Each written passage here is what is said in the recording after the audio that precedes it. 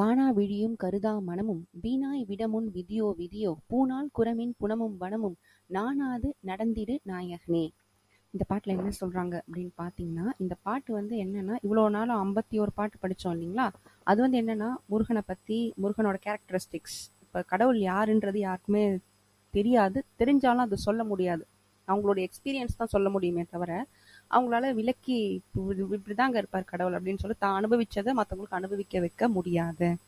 இந்த 52ல இருந்து 101 பாட்டு என்ன சொல்லுவாங்க அப்படின்னு பாத்தீங்கன்னா, எனக்கு இந்தந்த பிரச்சனையெல்லாம் இருக்குப்பா லைஃப்ல, அதெல்லாம் சரி பண்றதுக்கு ஒரு ஒரு பாட்டு அப்படின்னா, அந்த கந்தர் அனுபூதியில 52ல இருந்து 101 அப்படி சொல்லுவாங்க.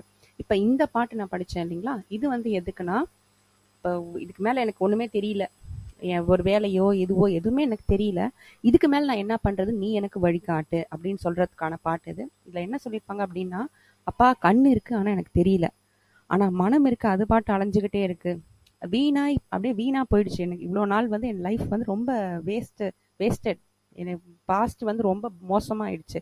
அதனால என்ன, அது வந்து என்னன்னா விதி பயனால அது முடிஞ்சிருச்சு.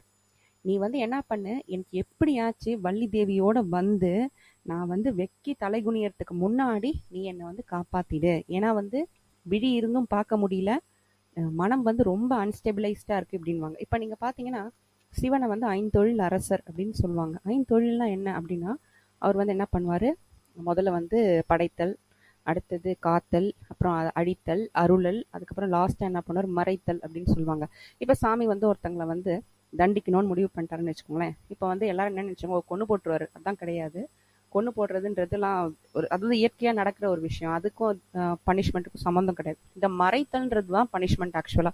என்ன பண்ணுவாங்க அப்படின்னு பாத்தீங்கன்னா, ஒருத்தர் இருப்பார் செம்ம ஷார்ப்பா இருப்பார், ஒரு லேடியோ ஒரு ஜென்ஸோ என்னன்னா ரொம்ப ஷார்ப்பா இருப்பாங்க. ஆனா திடீர்னு என்னாவோ அவங்க சொல்லுவாங்க, ஐயோ எங்க இது எனக்கு யோசிக்காம பண்ணிட்டேங்க நானு, இந்த அந்த அந்த ஒரு சின்ன இது வந்து அவங்க லைஃபையே புரட்டி போடுற விஷயமா இருந்திருக்கும்.